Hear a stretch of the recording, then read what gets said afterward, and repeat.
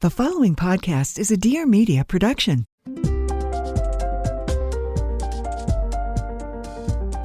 Hello and welcome to Raising Good Humans. I'm Dr. Eliza Pressman, and today's topic is very specific, really important if it's something that you're going through or something that you might be having trouble with, and a little bit hard to talk about, and it's poop. So we're talking about issues that go beyond the typical experience of potty training. We're talking about children who really withhold stool purposefully, children who soil constantly, that's encopresis, where there are just so many accidents and so many problems that it's becoming prohibitive for school, for camp, for day-to-day family experiences. And that's when people call on Dr. Frederick Daum, who is a professor of pediatrics and a clinical scholar at the School of Medicine at SUNY Stony Brook in New York. He's also been a professor at Yale, NYU, and Cornell. He's on the medical advisory board of the Pull-Through Network, an organization for families of children with fecal incontinence. He's very focused and passionate about helping families get through those difficult experiences when poop is the center of the conversation.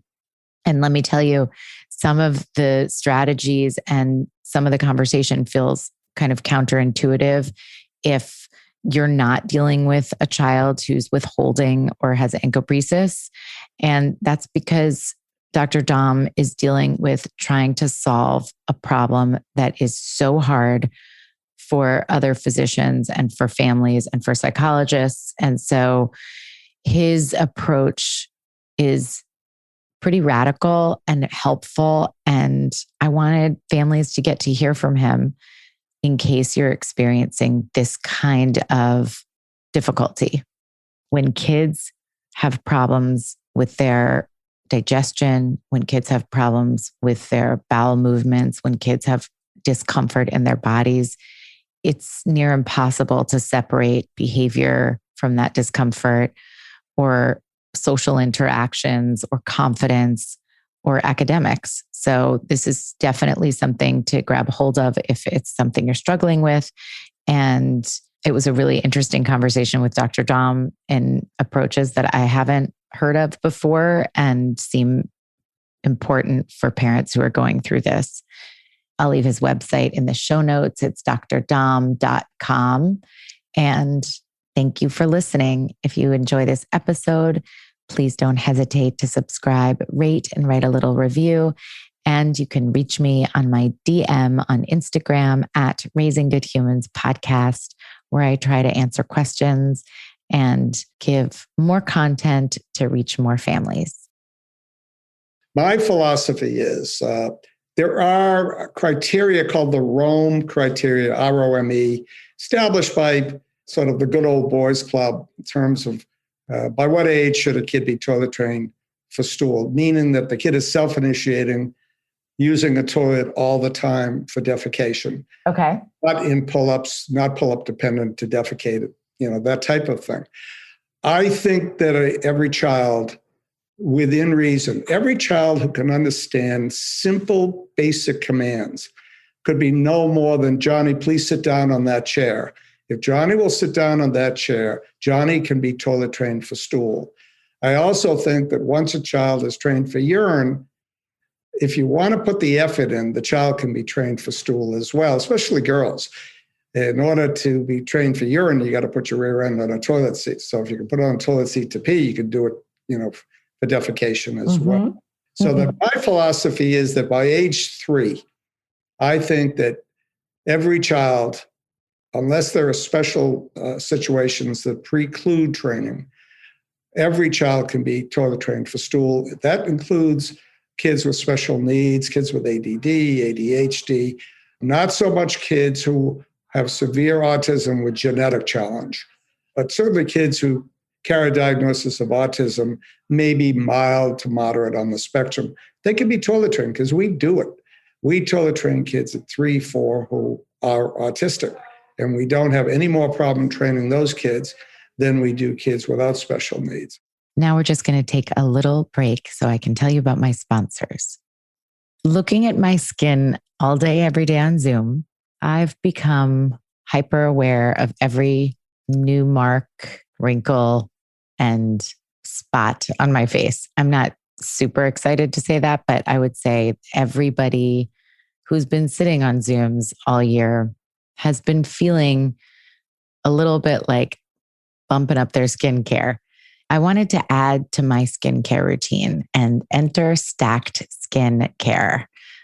This is a woman-led business that's been quietly revolutionizing the skincare industry with at-home facial tools and exfoliating peels. It was created by celebrity esthetician Carrie Benjamin. Stacked Skincare brings treatments that were once only available at med spas like dermaplaning, microneedling, and peels right to your bathroom counter. This small California business became a favorite of beauty editors at Elle, Who What Wear, Cosmo, and many more thanks to these transformative skin rituals. We're all used to slathering face creams and looking for miracles, but healthy skin begins below the surface. And so that's what sets Stacked Skincare apart and what's so much fun about these products. Every product is developed by Carrie, who really wanted to reimagine the at-home skincare routine based on her professional technique of stacking facial tools and gentle exfoliation treatments to drive glow-boosting actives deeper into the skin.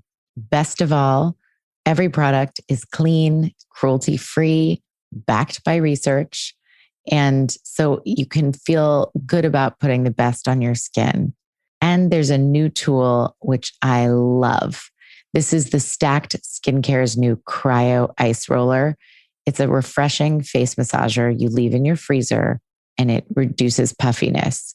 It reduces inflammation, itching, and redness. It's perfect for giving puffy eyes a quick pick-me-up if you've gotten a little less sleep than you wish. I highly recommend grabbing that cryo roller at stackedskincare.com/raisinggoodhumans and put in the code goodhumans for a 20% off discount on your first purchase. At Ancient Nutrition, they have one goal: to transform the health of every individual on the planet. And that drives them to create whole food nutritional products made with real ingredients for real results. Every product they create is rooted in tradition and supported by science. Ancient Nutrition is based in traditional Chinese herbalism and Ayurveda, which are ways of eating and thinking that have survived generations. And it's combined with today's modern research. At Ancient Nutrition, they believe nutrition isn't just about eating the right foods. It's about ingredients your body can truly use. So they source the world's highest quality ingredients and rigorously test them for pesticides, herbicides, and heavy metals. It's why they do everything they can to create products that your body can easily digest and absorb. I recommend the fan favorite, which is what I use, the multi-collagen protein, if you're looking for a great place to start. It's an odorless, tasteless, unflavored, dissolves right away powder you just scoop into your morning coffee or tea. It dissolves right away. It's more than just collagen. You can see results. You can feel results.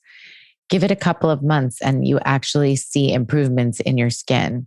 So go to ancientnutrition.com and use the code HUMANS for 20% off your first Ancient Nutrition purchase. If you're looking to revitalize your joints, skin, and hair, do it with clinically studied ingredients and use the code HUMANS for 20% off at store.draxe.com. Sakara is a nutrition company that focuses on overall wellness, starting with what you eat. Their organic, ready-to-eat meals are made of powerful plant-based ingredients and are designed to boost your energy, improve your digestion, and get your skin glowing. The menu of creative chef-crafted, ready-to-eat breakfast, lunches, and dinners changes weekly, so you'll never get bored. And it's delivered fresh to your door anywhere in the US, along with the incredibly yummy plant-rich meals. Sakara also offers daily wellness essentials like supplements and herbal teas to support your nutrition. Experience the transformative power of plants with their best-selling Metabolism Super Powder made with organic raw cacao. It works to boost energy, eliminate bloating, minimize sugar cravings, and reduce fatigue. Sakara has received rave reviews from Goop, Vogue, the New York Times, and more. And right now, Sakara is offering our listeners 20% off their first order when they go to sakara.com/RGH or just enter RGH at checkout. That is Sakara, SAKARA.com/RGH for 20% off your first order. Sakara.com/RGH. Meet the toy New York Magazine calls Radiolab for Kids. The Tony Box is a screen-free digital listening experience for little listeners ages 3 and up that comes to life paired with Tony's collectible figurines with unique stories and songs that you can share.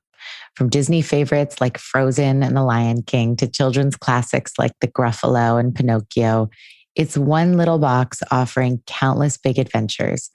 Ready to get storytime started? Head to tonys.com to learn more and build your bundle. And you get 20% off for adding the code HUMANS20 when you go to www.tonys.com.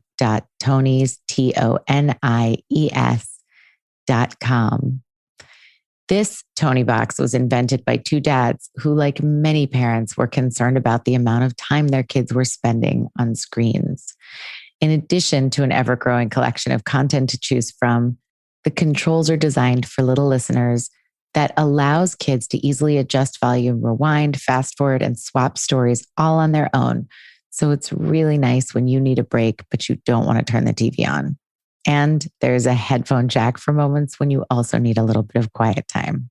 With no wires or need for Wi-Fi connection after the initial setup, the Tony Box is truly portable and ready to take story time wherever your family roams. Tony's was named one of Fast Company's most innovative education companies of 2021 for sparking learning, curiosity, wonder, and creativity in kids by providing an audio alternative to screen time. Go to www.tonies.com and put in the code HUMANS20 for 20% off.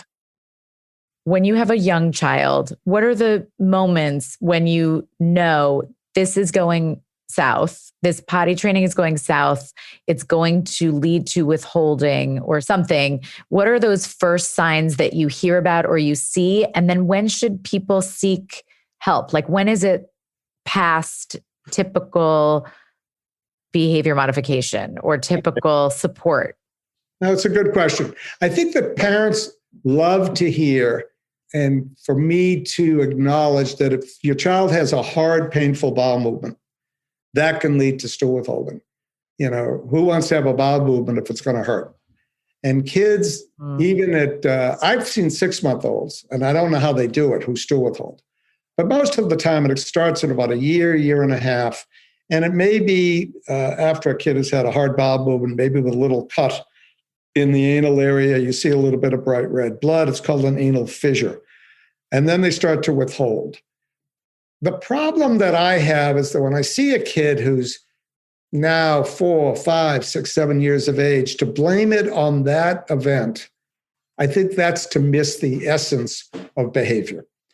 And I think there's much, much more that has happened subsequently where if you don't pay attention, what happens, the consequences of a child in a family that's undergoing separation or divorce or severe illness or death or even suicide of a family member, gender issues that sometimes occur, I think you're missing the opportunity to really help that child. Now, I can do that in terms of certainly toilet training, but when it's global, I am the first one to say, look, why don't you call your pediatrician? I think that you would benefit from maybe getting a behavioral therapist, a pediatric behavioral therapist, to help your child, but also to help you. I think that what parents think is that the child's going to go have some play therapy and everybody's going to play.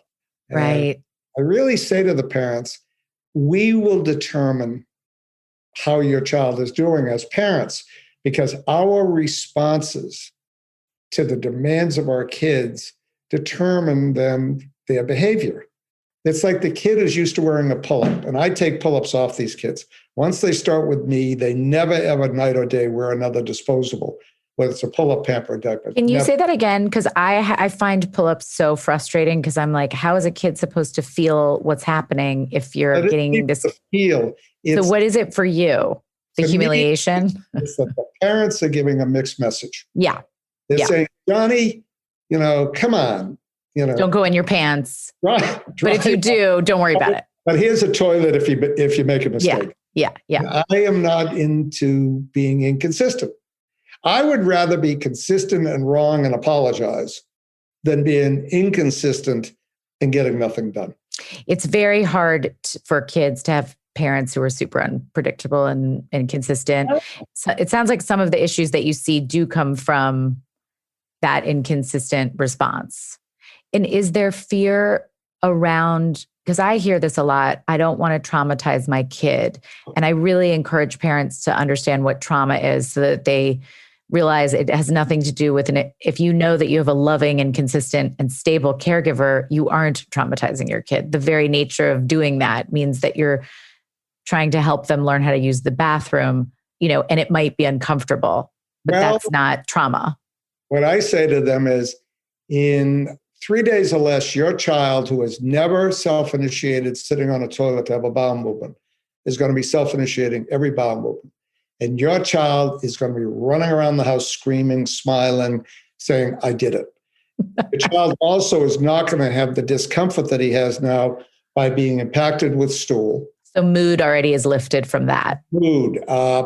My kids ran a major center in the city for autistic kids. And I've trained a lot of autistic kids. And the one thing they both said, their speech language pathologists, is that the child's ability to concentrate, whether it's in speech, OT, PT, whatever it is, changes dramatically for the good once they stop having to worry about soiling. They are so anxious, a lot of them, that they haven't really learned how to articulate. So I always say to people, there's nothing good in stool withholding and encopresis. Nothing. It just drains a family. Marriage relationships, partner relationships suffer. Siblings hate it. The house smells. They can't bring their friends home. But when you take care of this problem, and in our program, you talk about a week, look what you've achieved. Don't worry about your child's psyche. Your child is only going to feel better about himself or herself. You have done that child the greatest good that you could possibly do, because what child can feel whole who's not toilet trained? It's not possible. Right. It's part of having a sense of agency. And, I'm glad you pointed that out, because I think that's how you can get past the hump of, whoa, this feels very, it's demanding. Well, I think I always kid with them. I have a wonderful time. I think I have a reasonable sense of humor. Most of the people that I deal with can laugh.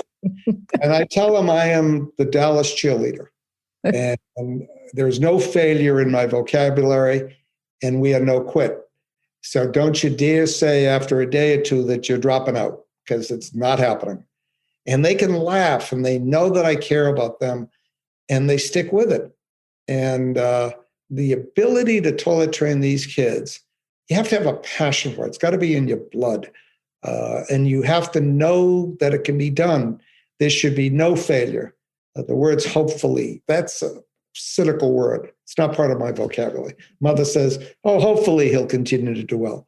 I said, no, he will. She said, how do you know? I said, because I've had 40 years of observing kids who make this transition. They never go back to what they were before.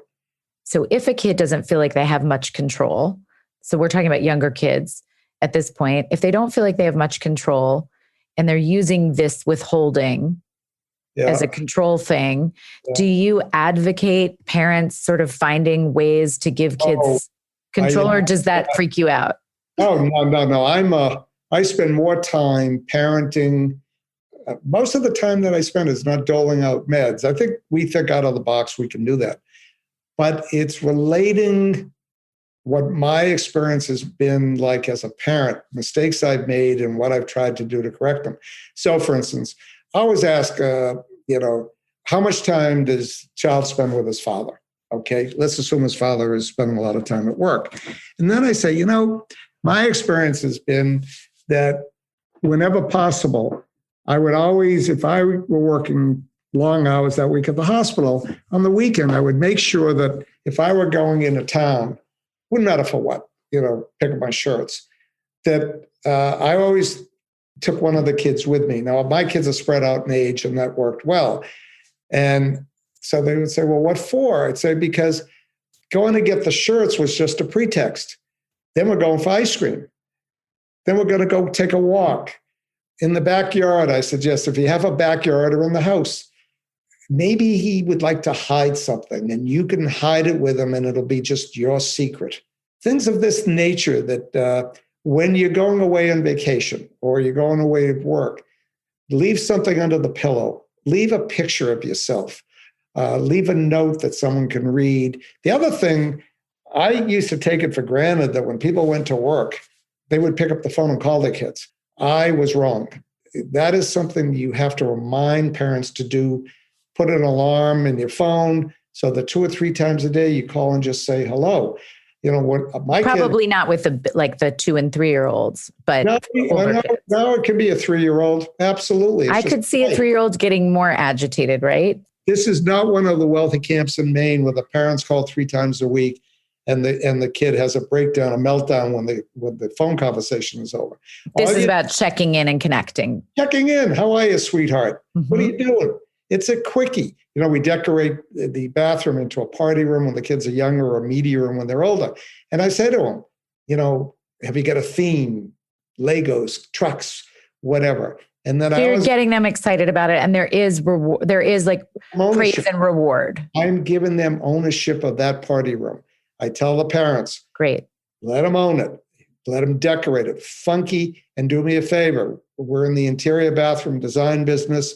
Send us a picture of that party room with your kid's picture. We'd love to see that. And did they get that before success, like as a place to set it up happily? No, that's day one. Day one. Okay. So you're changing the whole tone of poop. It's all positive. And parent will get on and I'll say, how was the day? Well, and over the phone, if they have to take a breath, what you're getting into. And I say, well, why don't you let me take you through it? Because I'm going to show you how this was a great day. And it always is, because their expectations are so far beyond what mine are. I like little baby steps every day. And I can point out to them, look at what we did today. After 2 days, I have a kid who's self-initiating, who's been soiling for 4 years. But the kid had a little accident. And the mother, she can't stand the accident, And I say, well, when was the last time your kid self-initiated going to the bathroom? And she say, oh, never. And I say, well, that's pretty good, isn't it? So here you are again, finding the positive in something. Always. How do you feel about behavior shaping? Are there small goals or do you like them to hit the major goal of in the toilet right away? No. What we tell them is 7 days or less. 75% of the kids will be self-initiating, sleeping through the night, and functioning appropriate for their age. Okay, so can you give some strategies for families who are not calling, they're not going to be able to do the program or they're not doing a program because they don't necessarily need to yet? You asked me something before that I really didn't get to. What are the warning signs? So I talked about a painful great. Whatever. Mm-hmm. But the truth is, if you've got a kid, and I see a lot of 18-month-olds who are already they're still withholding like crazy. If you have a kid who after 2 to 4 weeks, again, no science, is withholding, they're hiding, they're crossing their legs, they're dancing on their toes, their rear end is clenched so tight that the dynamite couldn't get them to relax. You get that. man, you got to jump in. And the problem is, I'm not arrogant, but I've been around a long time.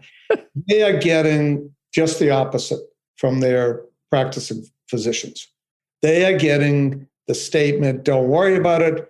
He won't go to college in diapers. He'll grow out of it. Everything wrong. And I don't know why. It's easier to get a liver transplant done in this country than have someone who's knowledgeable and committed to trying to help people whose kids are really having problems. What happens is everybody just sort of follows the rules. We'll give as much of one medicine or another as it says on the bottle because we don't want to get sued. Well, I can tell you when you take care of kids who are stool withholding, we're not talking about kids who are constipated. Constipation is you got to go, but you can't. We're talking about kids who withhold because they got to go and they don't want to go. So that dose that's recommended is so small that it's actually causing them to soil more rather than helping them. So all of these parents, now maybe we get a special population. They've been through it for a long time. They're catastrophic. But all of these parents are so frustrated. And what I say to them is, hey, look, it's one of the first things I say is no regret, no guilt on your part. And I'm usually speaking to the mothers. You did everything right. You didn't do anything wrong. Didn't you go to the doctor? Didn't you follow the doctor's orders? And they all said, yes, we did. And I said, well, then I guess it's the doctor's problem and not your problem. And there's nobody out there that they can reach out to for help. They think that because a doctor has his boards and peds or GI, that he knows anything about this subject. And I don't know what it is. Toddlers who go to a pediatrician are stool withholding with or without encopresis. And the parents don't want to tell the doctors don't know the history to ask. And it just goes on and on. 30 to 40% of toddlers are stool withholding? Yep. Wow. So people are taking it very personally when their kids are withholding. And it's also, I'm sure, a cycle of more anxiety and wanting to hide more because you're feeling like you just are getting it wrong as a parent. Otherwise, Your kid would be going to the bathroom. Right. And I always ask, is there going to be sabotage in the family when we do this? How does your partner feel? And what are some of the things, the sabotage? Well, one sabotage is offering, you were talking about offering certain water, liquids or whatever. Sure. But what other sabotage do you see? So we have a rule in the beginning, which makes sense, that in the first few days, we decorate a bathroom, we make a media room out of a party room. And during the day, child has all of his toys, including an iPad, has the parent decorating the place. They love the party room and the media room.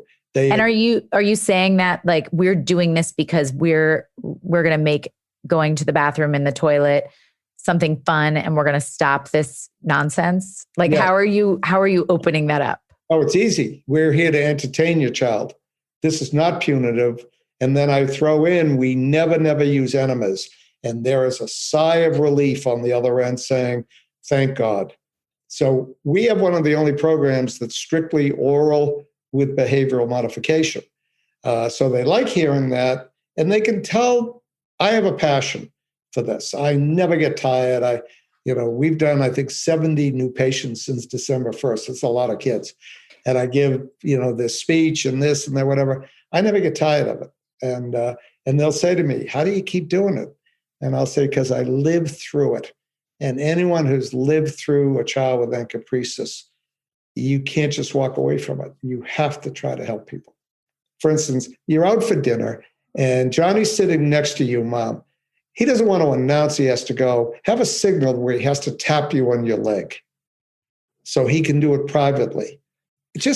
I don't know. It's intuitive with me. I'm not sure it's intuitive with most people.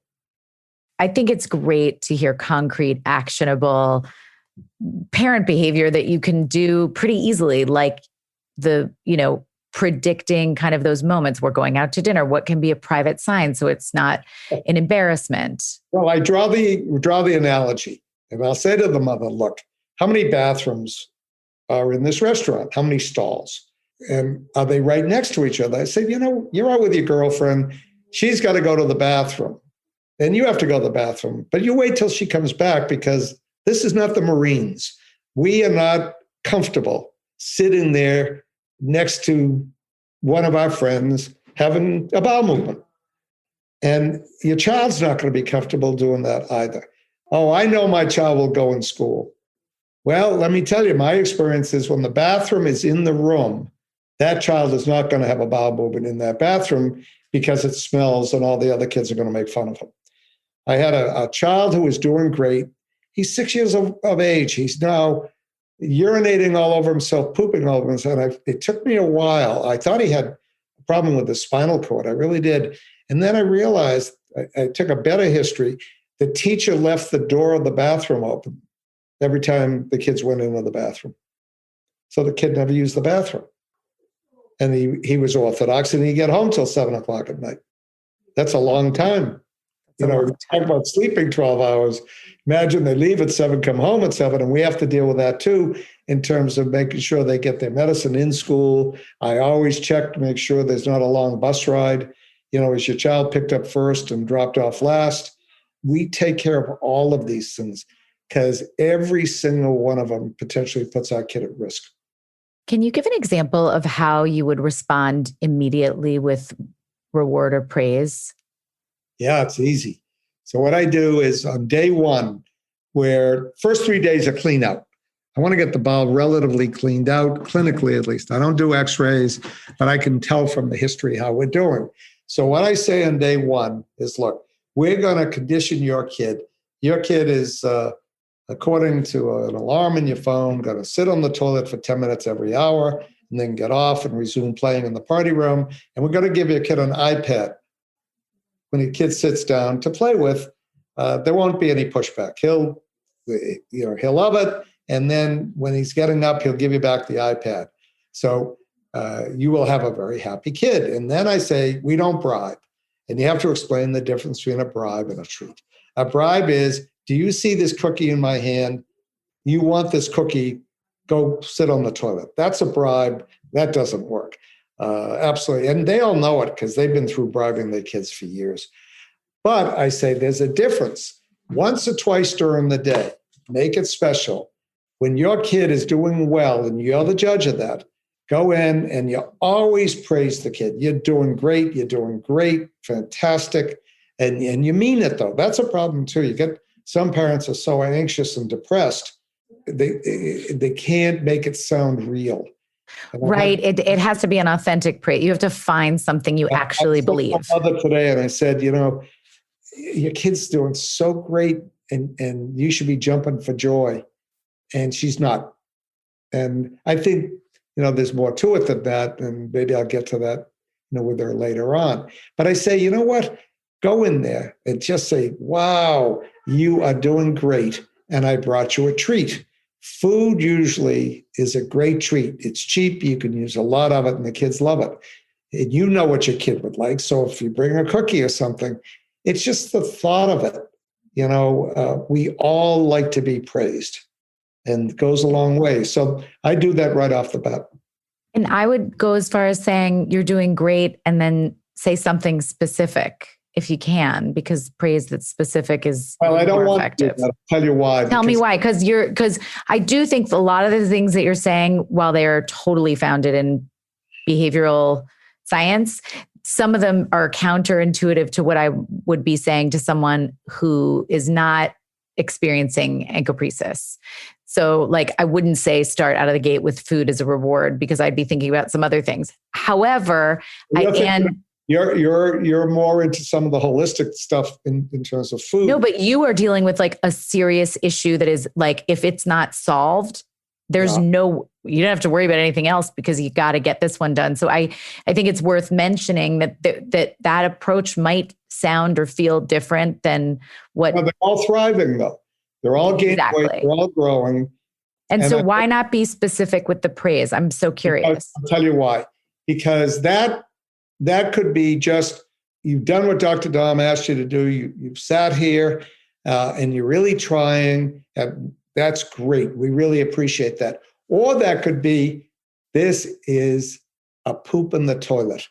great job. It could be anything you want it to be. Part of it is to let the parent determine what type of praise. Oh, so they are specific. It's just the parent discovers it in real time.